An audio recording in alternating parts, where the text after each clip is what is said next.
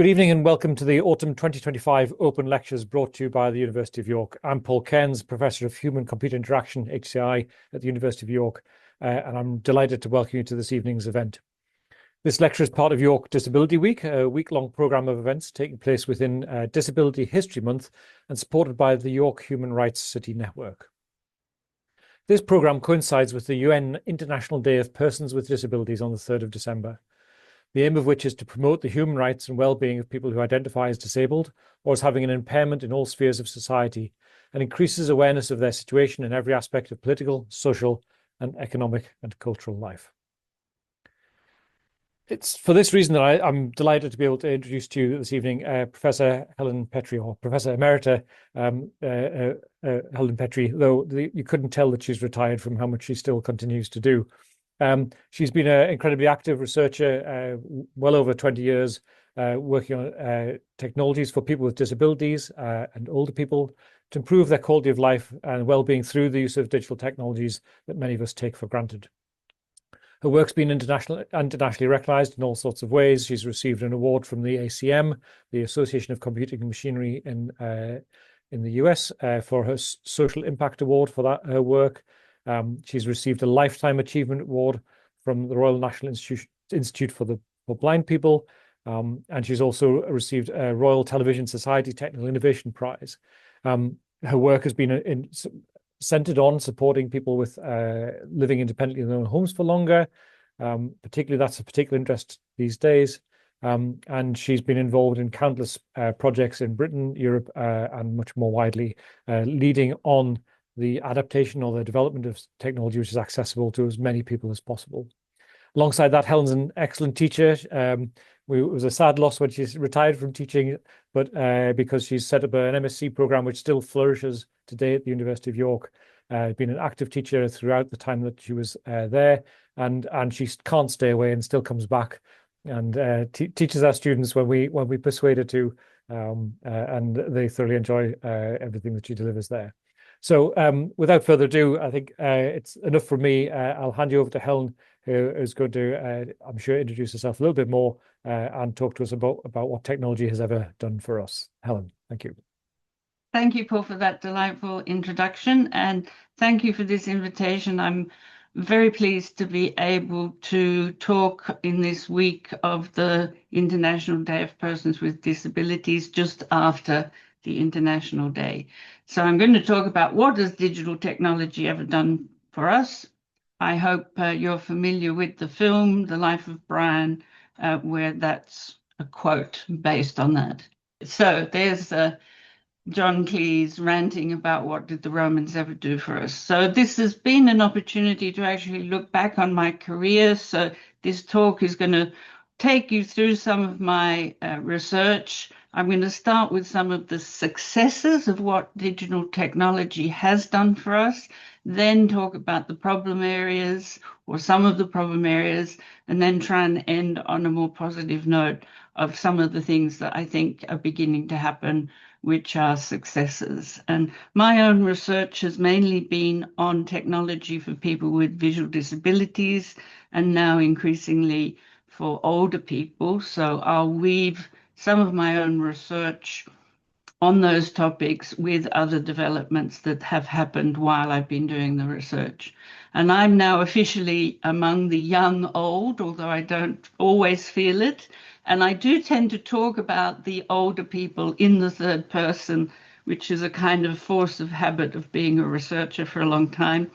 I also identify as mildly disabled, as I'm somewhat dyslexic, and I know there are some typos in these slides, for which I apologize in advance. So before I really get started, I also wanted to mention that the terminology, particularly around people with visual disabilities, is a complete nightmare. We talk about blind people, legally blind, partially sighted, people with low vision, people who are visually disabled, people who are visually impaired. I will try and stick to visually disabled as a kind of global term to refer to all these people, but I'll probably mix around during the talk, so I'm sorry about that. And in fact, I'm on a big mailing list of people who are visually disabled who are interested in computing. And last week, there was a big discussion about the terms which really irritated them, of which partially blind was the most offensive. And I don't use that at all, so I think I'm okay. So I started my career in this area working as a researcher for the Royal National Institute for Blind People. And while I was there, I did a lot of studying of what the situation for people with visual disabilities was. And I realized that there are at least two major areas where technology can help people with visual disabilities have a better quality of life and be more independent in life. And these are two areas I've worked on. One is mobility and navigation and orientation, how you get around in the world, where we have had some big successes in the past few years, but also some problems that remain to be solved. And the other is access to information in the broadest sense of the word. And I'll talk about that a bit later, where again, we've had some successes, but we seem to keep on producing more failures and more challenges as time goes on. So I'm going to talk about both those areas. So thinking first of all about mobility in the visual impairment world, this is called mobility and orientation, but in HCI and psychology, we tend to talk about navigation and wayfinding. And I've tried to conceptualize this into two slightly distinct areas. So first of all, we have what I refer to as micronavigation. So that's how do you find your way immediately in front of you, one or two steps in front of you. Many visually disabled people will use a long cane. They prefer to call it a long cane, not a white cane. And if you use a long cane effectively, and I was actually trained how to use a long cane when I worked for RNIB, you should move forward quite efficiently with a very low probability, but not a zero probability of falling in a manhole right in front of you, for example. So here, the upper photograph is of a gentleman with his long cane, and he's also holding it correctly, and he's actually walking along a tactile marking on the street side, which is helping him follow a straight line. However, even with a very efficient use of a cane, if there is an obstacle above knee height, you could well hit it because the cane won't detect that. So you can walk into street signs, you can walk into overhanging trees. These are obstacles. And there has been a whole field of study trying to give people with visual disabilities technology to detect head height objects and give them a sound warning, for example. The bigger picture is what I call macro navigation, and that is beyond the whole world, beyond that couple of steps in front of you. How do you find your way if you can't see the landmarks? You can't see the spire of the church. You can't read the street names. You can't see the traffic lights ahead of you.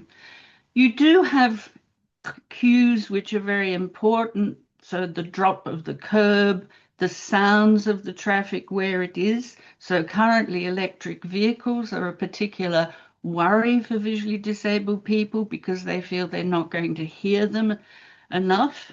And also, very interestingly, I learned from visually disabled people, they smell things from the shops. Fish and chip shops are particularly popular because they emit a strong smell. So in the 1990s, when, believe it or not, I started research in this area, it was just when the GPS signal, which previously had been military only and could not be detected by civilian devices, it became declassified and available for the public. And of course, for the general public, that meant the development of sat-nav systems for your car and interactive online maps, which have been extremely useful. But for visually disabled people, this was really quite revolutionary of allowing them to travel much more independently, because previously they had to study particular routes, probably with a sighted guide explaining the route to them, and then they had to memorize them. Now they could potentially listen to a speaking map and explore before going out, and then use a wearable system which would guide them using the GPS. And in the upper picture, you see not the system we developed, but the system which was developed in the USA. That's actually a picture of Reg College, who was a blind geographer whom I got to know. But that was the kind of equipment that blind people were originally asked to carry to be able to guide themselves. And the lower picture is a publicity shot of the system I worked on with many people across the European Union, which was called MOBIC. It is an idealized publicity shot because the gentleman is allegedly carrying quite a large laptop computer in this bag. We actually got people to wear a backpack. He's got a speaker on his shoulder so the system can talk to him, and he's wearing headphones so he can hear messages as well. No, I think I've got it the wrong way around. The speaker is so he can speak. So we spend a lot of time on these headphones, actually trying them out with visually disabled people to see. They really wanted to still hear what was going on around them because the sound cues were so important. So we tried different headphones. We tried the headphones that pilots wear, but they weren't comfortable enough. So this was the system we ended up with. So we did a lot of work with visually disabled people, finding out how they wanted to navigate, what information did they want, how did they want those messages. We learned they wanted very short, concise messages. They didn't want to be distracted too much from the act of navigating because that was more difficult for them than it is for a sighted person. But that did result in systems where they could study a map before they went out and then walk with a system like this. Unfortunately, the Americans beat us, and they're the ones who developed the commercial systems, and now they're very widely used by visually disabled people to help them navigate around the world independently. So that has been a big success. The European Union was irritated that we didn't get there a bit sooner.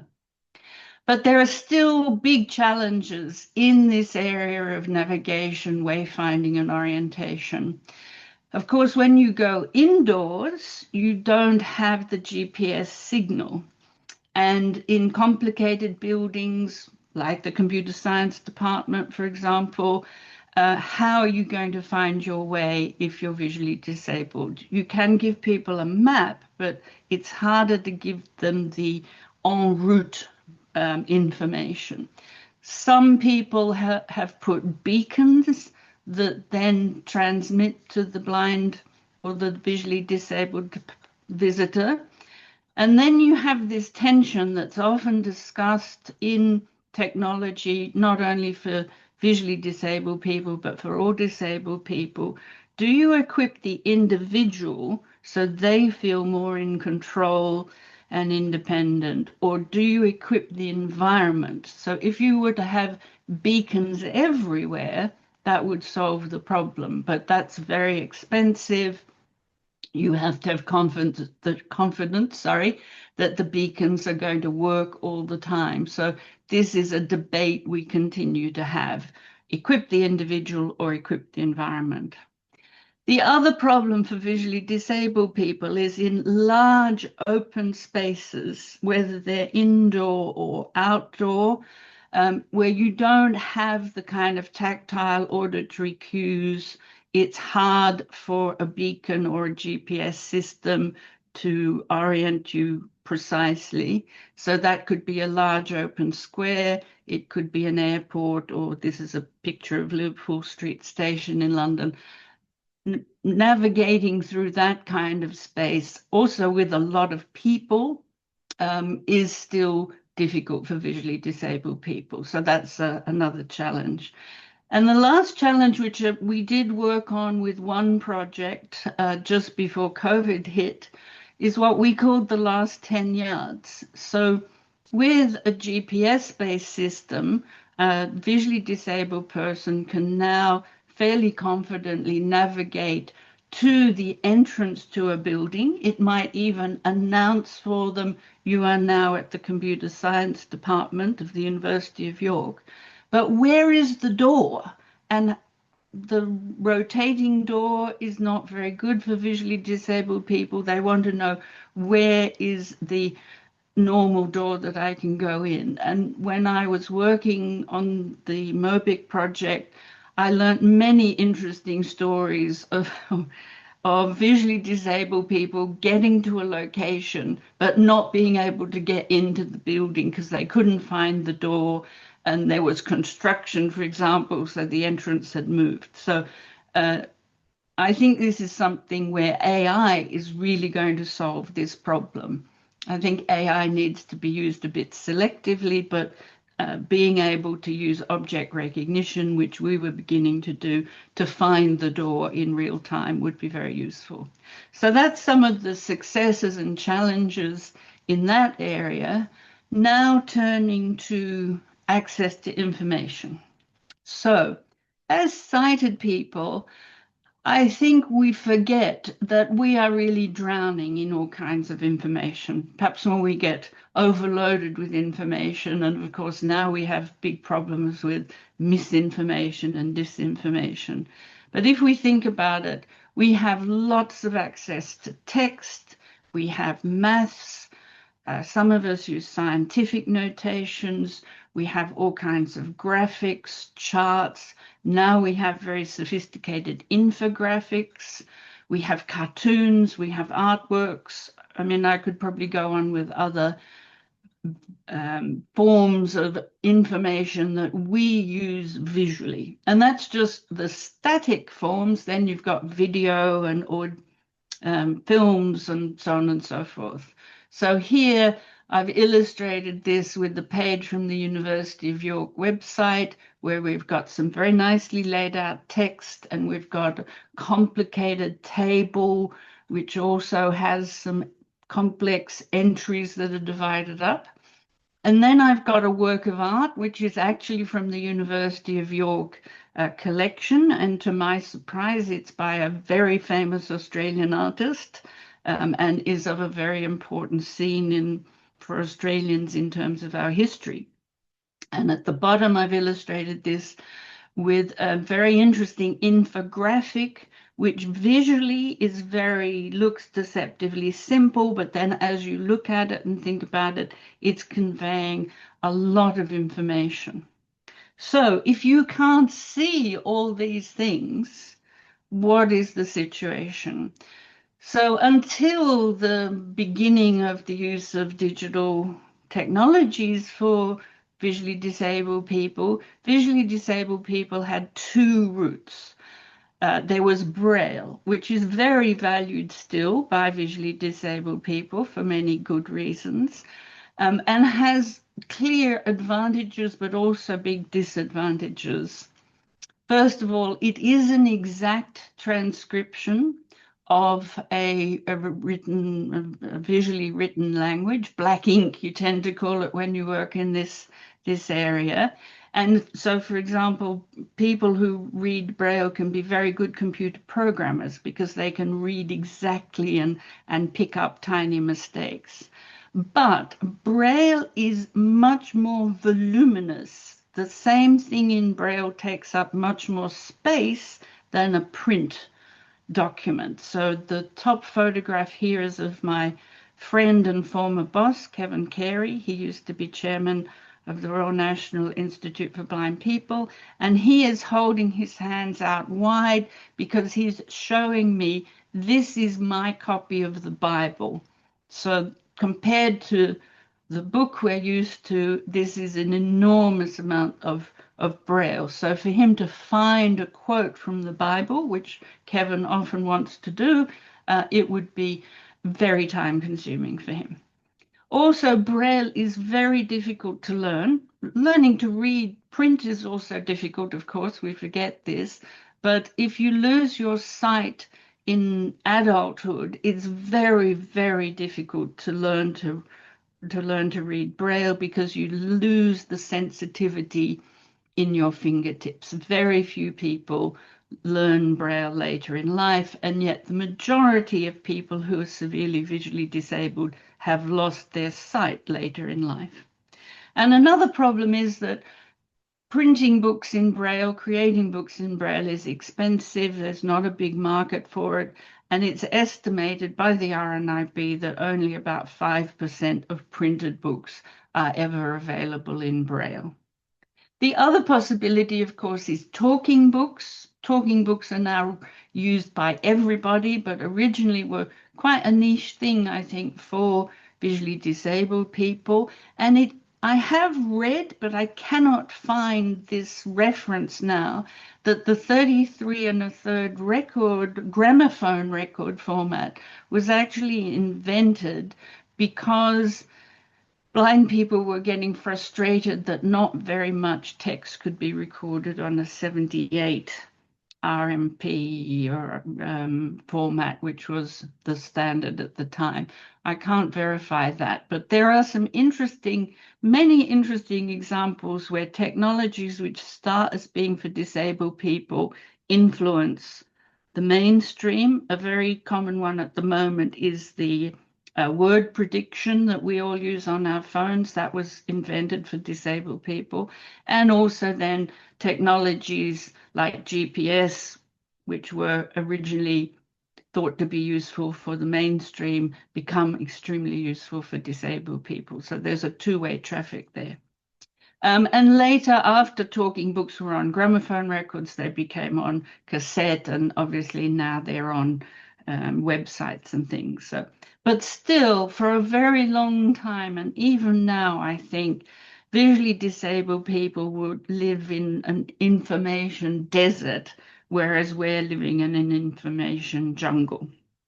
So I began working on this problem, in fact, in the 1990s again. PCs came along and started to be used in offices, and very quickly some guy called Bill Gates came along with something called Windows. And Windows is a form of what we in HCI would call a graphical user interface. And initially, this was totally inaccessible to blind computer users. And there had been a certain number of blind people very successfully using computers under DOS. In fact, I've got my pictures the one way round here. The picture here in the bottom right is of one of the very first systems from the Pappenmeier company in Germany, which worked with DOS. And here they're still making today the same device, but now it works with graphical user interfaces like Windows. So it reappears there.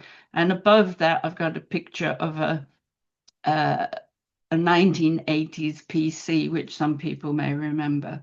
So initially, blind people, the whole visual disabled community was very worried about this development because they thought something was going to be taken away from them, that they had access and now they didn't have access.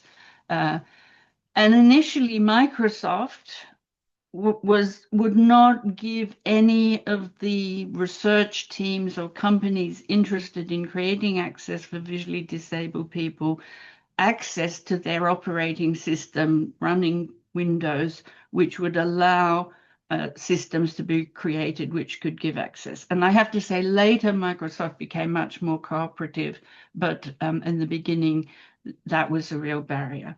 And in addition, this idea of Windows seems very visual. In some sense, it is very visual. It makes it easier for sighted people. So my first job was working on one of the big EU-funded projects to create a screen reader. That's the name of the technology, the software that's used to give access to computers and later the internet for visually disabled people. And we started working on this, I think, in 1992 or 93, although they'd been planned a little bit before then. And by 95, again, we were pipped at the post by the Americans.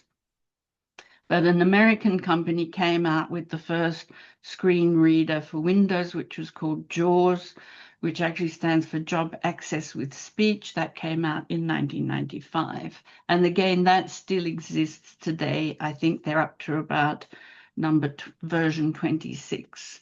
But I think one of the big contributions of our team, both the team working with me and working wider on this EU project, was we worked really closely with visually disabled people about what did they want and how could they understand this system. And Sarah Morley, who worked with me on the project, wrote an excellent series of books explaining GUIs to blind computer users. And it was really interesting. We did a lot of training with blind computer users, and they pointed out that this was really a very muddled metaphor, that we were saying it was like a window, but you couldn't see through it and you could move it. And it made me realize what a strange thing it was. And we actually used fuzzy felt. If you remember fuzzy felt, the little felt icons that you made into hospitals and farms and things, we made a fuzzy felt graphical user interface so that the blind computer users could feel how Windows worked, even though their equivalent was much more linear, if they were interested to know what it was like for a sighted user, and perhaps if they collaborated in the office with sighted people, it was helpful for them to understand. And we had many people appreciate that. So that was a big success. And then we kind of took a sigh of relief, metaphorically, and then this strange thing called the World Wide Web came along. And at first this was largely text, but the screen readers couldn't understand HTML, which was what the web was first written in.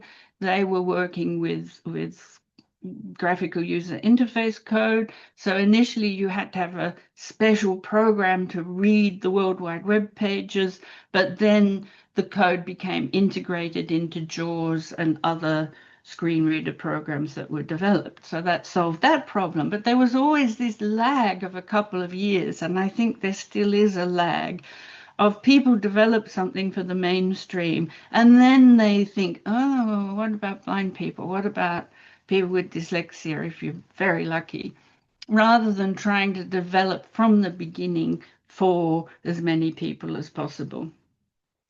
And then the web and the internet have continued to throw up problems, and I'm going to highlight two that I've been involved with.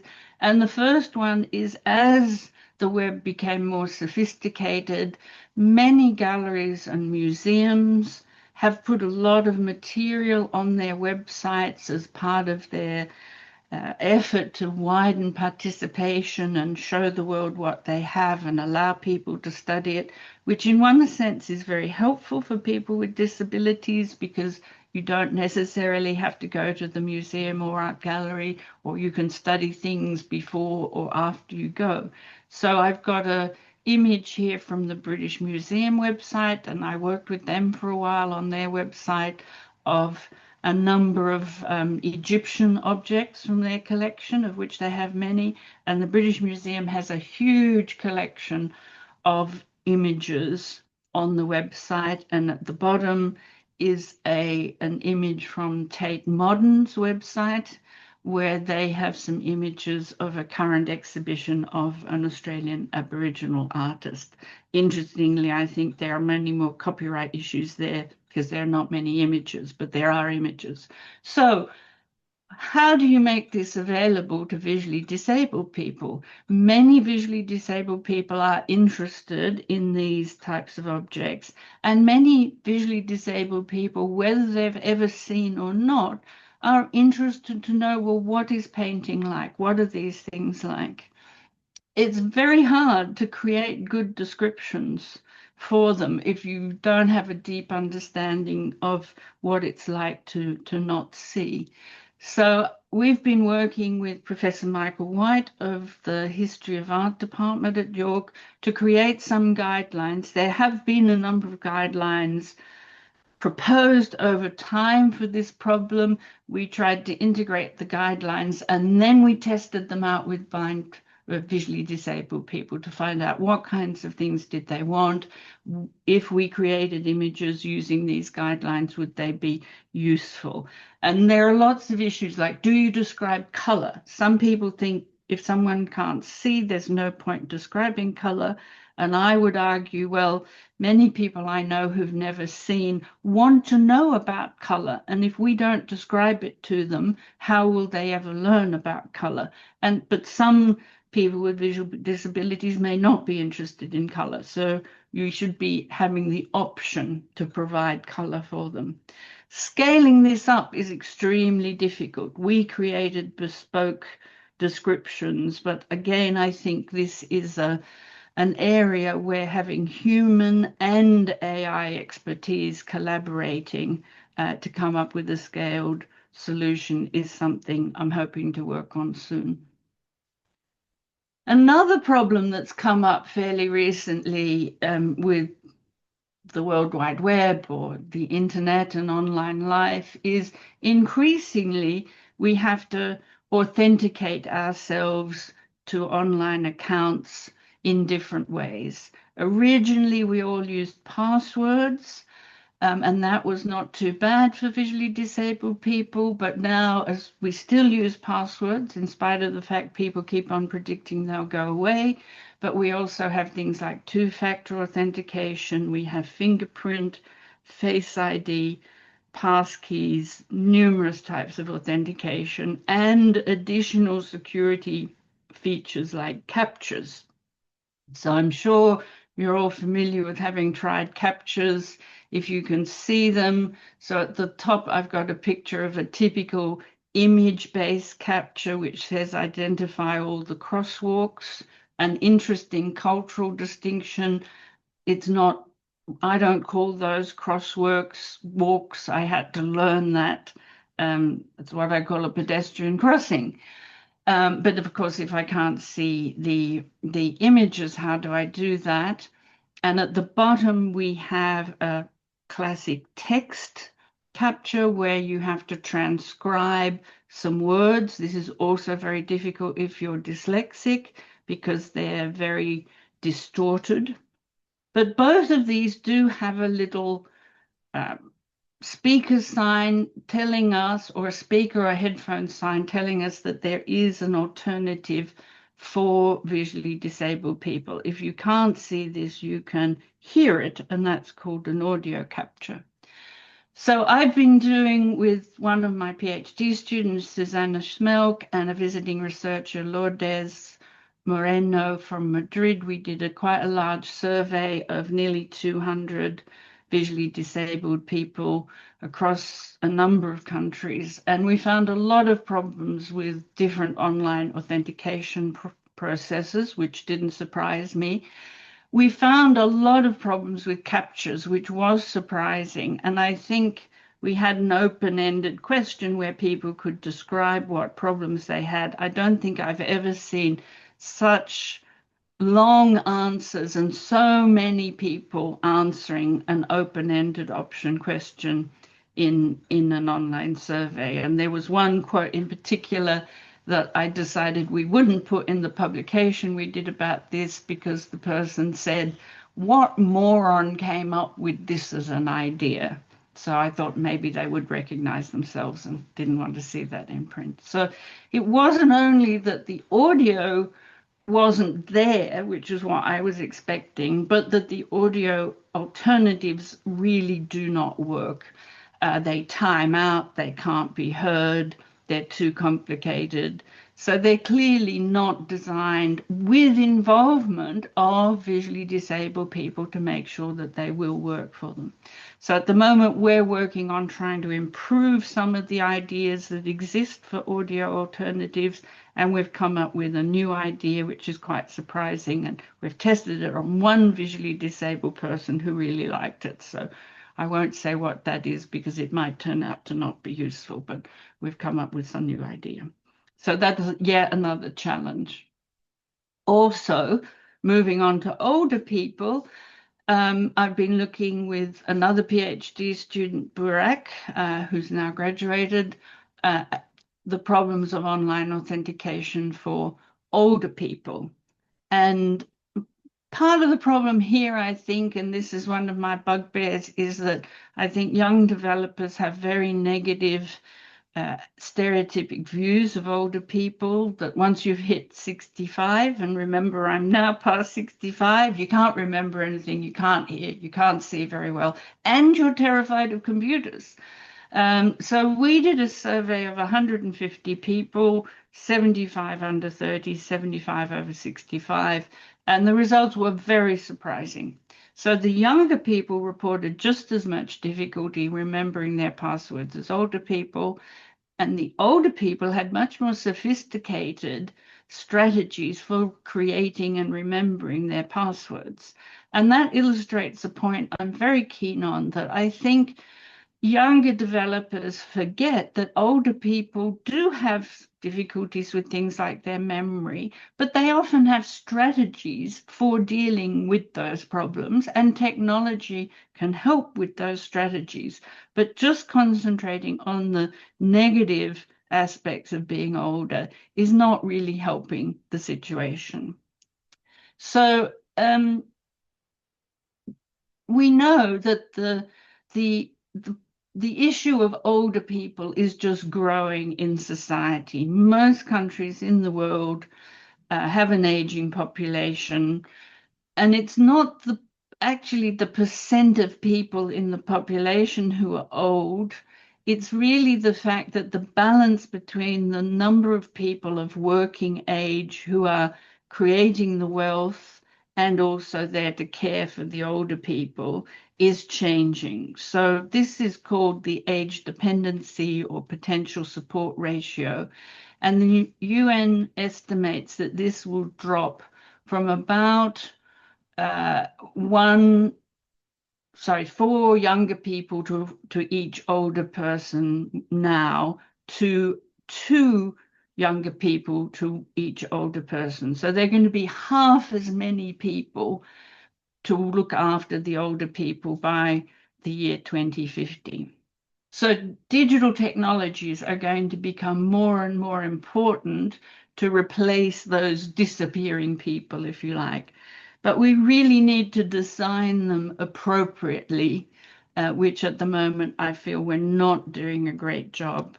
And that's just a graphic showing how over the next 100 years, this balance of the population might change depending on how the population evolves. So I do think there are 2 problems. As I mentioned, I think young researchers have a very negative view of older people for different reasons. And as researchers, we treat everyone over the age of 65 as one homogeneous group. And I'll elaborate on that in a minute. I'm running out of time, so I might actually cut short on a few of these things. I've got evidence for both these propositions. So we've done studies where people look at photos and say how likely they are to use and be expert in technology. And both in the UK and China, we found that people were not at all sexist, which is good, but they were very ageist. And similarly, when you look at the research, you get this: everyone over the age of 65 is old and past it, so that the young researchers get a poor impression from the research.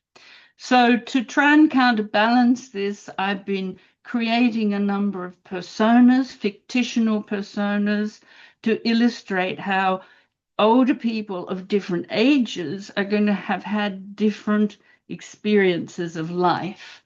So I start with Liz W., which if she were alive today, and I may refer to her as Liz, she'd be 99 now. And you think about, well, when would she have started work? She would have started work in 1945 at 18. She would have worked till 60 in 1986. But that was just when digital technology was coming on board, so she wouldn't have experienced that at work.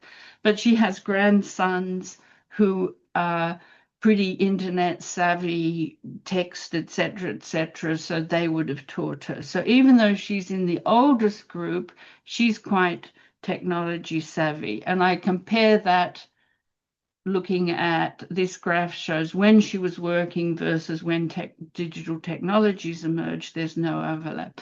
I will jump through the next ones because then I compare with Mick J, who's a decade younger.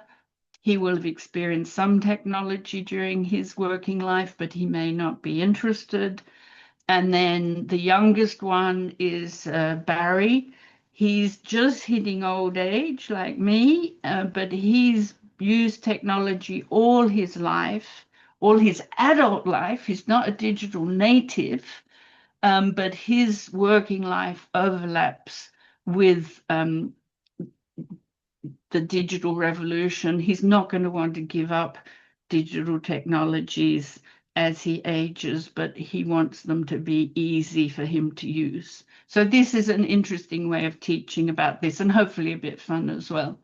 So just to end, new technologies which are coming to the fore are robots. I think we're doing robots in some ways well, some ways badly. I think this is an image that's not a real robot, but I don't think this great big humanoid robot is really what older people want. I think we need to be asking them much more, what do we want? Whereas there are more imaginative ways of using robots and robot-like devices. So they're not trying to imitate human beings. The ones on the left here try and imitate human beings. The ones on the right are more their own device. And we can relate to digital devices as digital devices. We don't have to try and make them like humans, in my opinion. And we need to involve the users. And just finally, a strange technology that I've been working on with Sanjit Samadar, where we consulted older people and again got very surprising results, was, would you like a drone to do things around the house for you? Now, this does not look like a humanoid. And we found that older people were surprisingly positive about this, but in ways we didn't expect. So the bottom right-hand photo is of a drone carrying some tablets, and we thought perhaps the drone could bring you your tablets to take, as you tend to have to take tablets as you're older. This is an AI-generated image, so be careful about that. We did get the drone to give people a biscuit. But they didn't want that. They said, we don't want to be couch potatoes. We wanted the drone to remind us to take our tablets, but not to bring us our tablets. To tell us where we've left the tablets or our glasses or the TV remote if we've lost it, but not to bring it to us. So by really working with people and finding out how they wanted this technology to work, we found they were very positive, but not in ways that we were expecting. And the insurmountable problem with a drone we've discovered is a cat. If you have a cat is going to probably kill the drone quite quickly. So that's a problem to be solved, but we'd like to work on this more. So to conclude, as with the Romans, who did a lot for John Cleese, digital technology has actually done a lot for visually disabled people, and I'm less confident whether it's done a lot yet for older people. I think we're perhaps more at the teething stage, but has great potential to do a lot to help solve the problem of the disappearing younger people. But we do need to work much more closely, user-centered design, which is what we teach people in human-computer interaction. Otherwise, us older people might end up in a ghetto with those robots, and I don't want to be in the ghetto with the robots. So thank you very much for listening. Thank you, Helen, for a really fascinating talk and covering such a lot of interesting topics. Um, we do have some questions. I think you should be able to see the Q&A button Right, on the hang bottom on. of the I screen. might have to. Oops. Oh, yes, just before I finish, actually, there are four people. I was thinking about this because this was a journey through my career. Four people who really, really helped me in my career, particularly at the beginning. Pierluigi Emiliani, Costa Stefanidis, Thomas Strottata, and Gerhard Weber from Germany. I am indebted to them. There are many, many people I've worked with, students and colleagues. I won't try and list them because there are many more. So I have lots of people to thank because this is all shared work. So thank you. So let me look at the questions in the Q&A.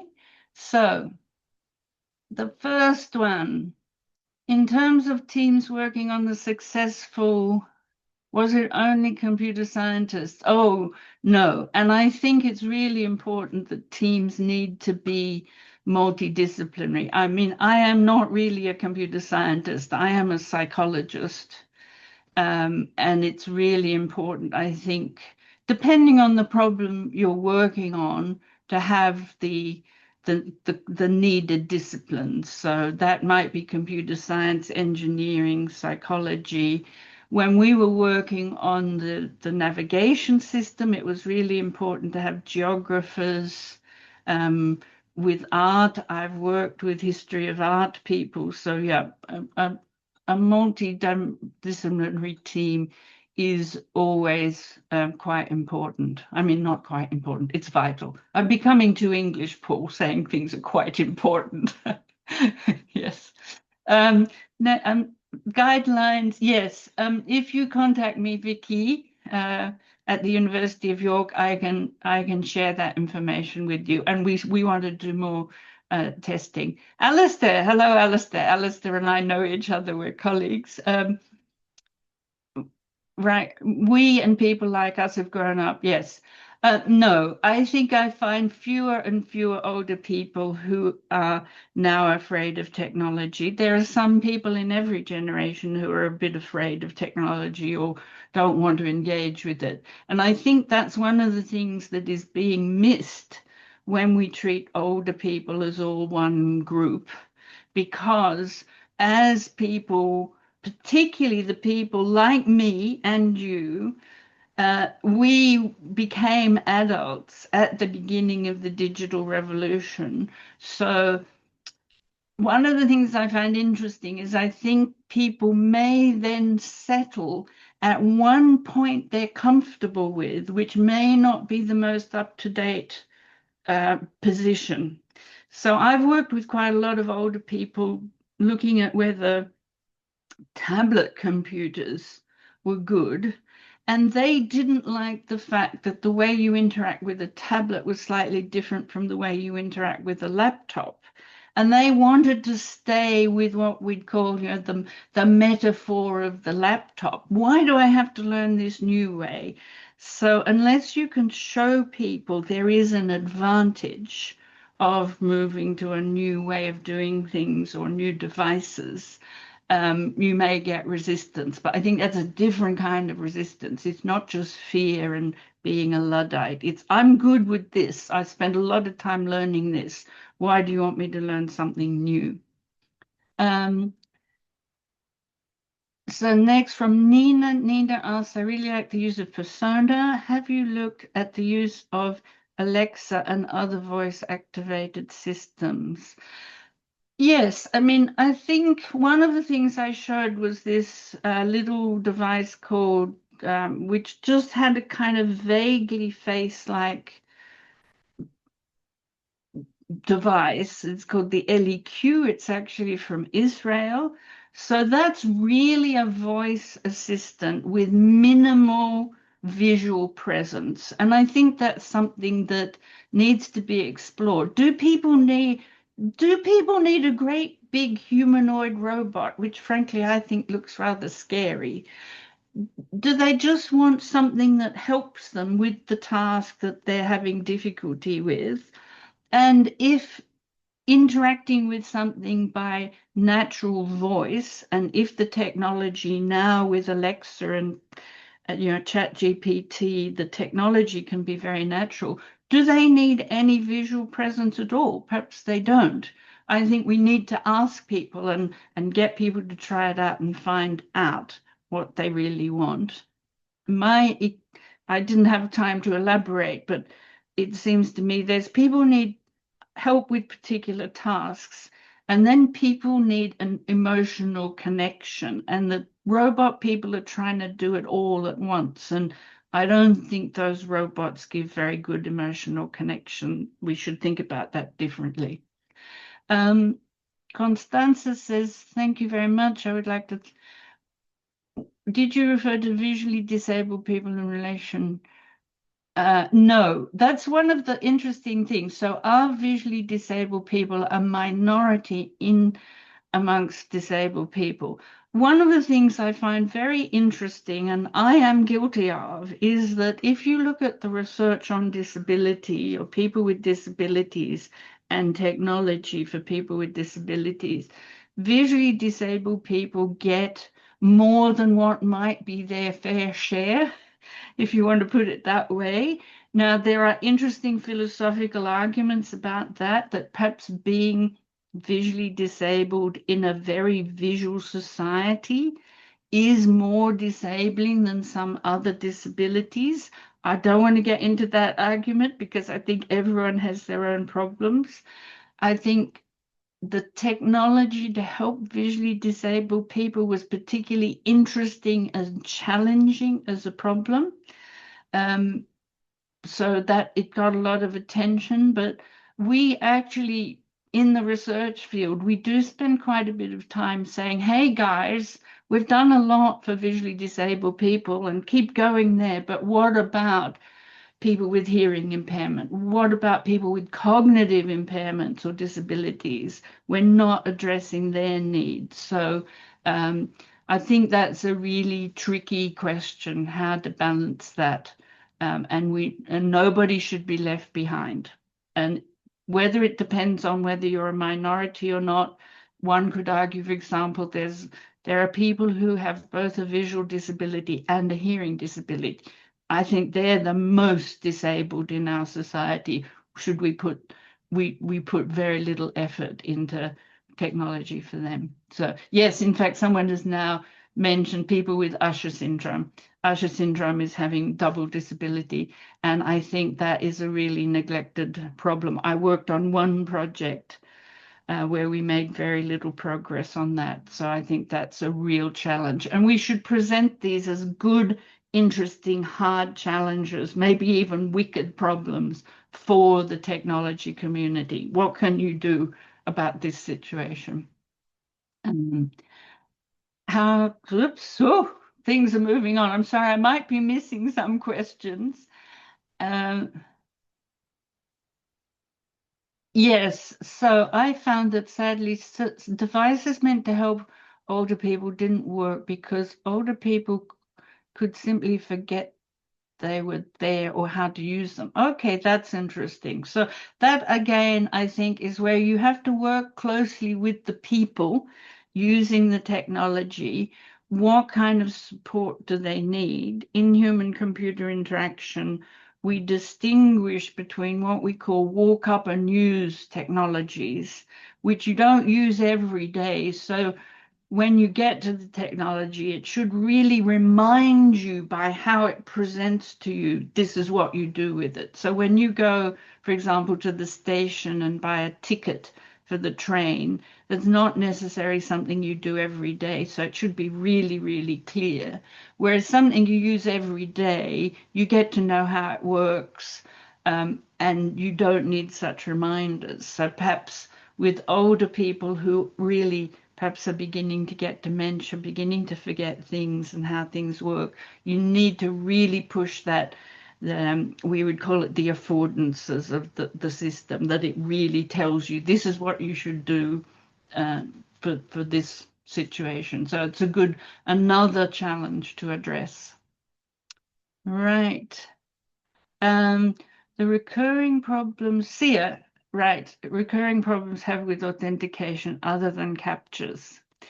Well, so one of the problems that I think would be quite easy to solve, and I can understand why developers haven't realized this, is if you're using a screen reader or a different any assistive technology, or if you have a disability, quite possibly it takes you longer to do something.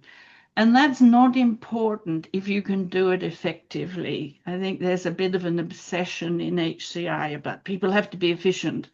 But things time out, and things will often time out before someone with a screen reader can get from A to B, can get from what was the audio capture to where I have to enter the answer to the audio capture. And both the system is timed out, or they have to think about finding the entry field and they've forgotten what the solution to the audio capture was. And so timeouts we found were a problem across a number of authentication technologies that could easily be solved by making them more easily extendable.